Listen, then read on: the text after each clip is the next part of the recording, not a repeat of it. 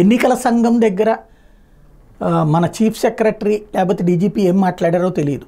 కానీ ఇప్పుడు బాత్రూముల్లో ఉన్నట్టు విన్నట్టు రాసుకొస్తారంటూ రాధాకృష్ణ గారిని విమర్శించేటువంటి సాక్షి ఇప్పుడు వీళ్ళు అదే పని చేస్తారు. ఈ ఇద్దరు అధికారులు ఎన్నికల సంఘానికి ఏం చెప్పారంటే మీ వల్లనే అని చెప్పారన్నటువంటి కోణంలో ఒక వార్త రాసుకొచ్చింది.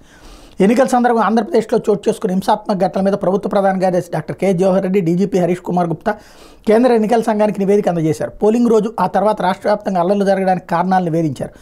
ఈసీ ఆదేశాల మేరకు ఢిల్లీ వచ్చిన వాళ్ళిద్దరూ కూడా గురువారం మధ్యాహ్నం 3:30 గంటలకు chief election commissioner Rajiv Kumar, commissioner Gyanesh Kumar, Sukhbir Singh సంధులతో సమావేశమయ్యారు.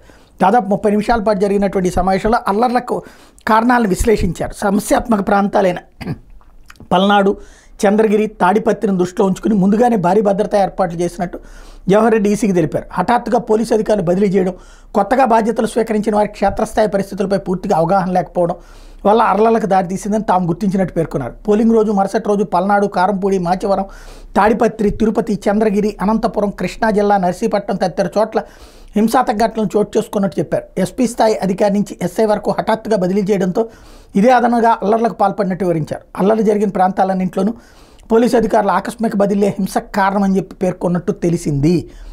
దీంతో వాళ్ళు ఏం చెప్పారంటే రాష్ట్రంలో ఇకపై ఎక్కడ హింసాత్మక ఘటనలు చోటు చేసుకోకుండా తగిన జాగ్రత్తలు తీసుకోవాలని చెప్పి వాళ్ళు ఆదేశించి పంపించారు.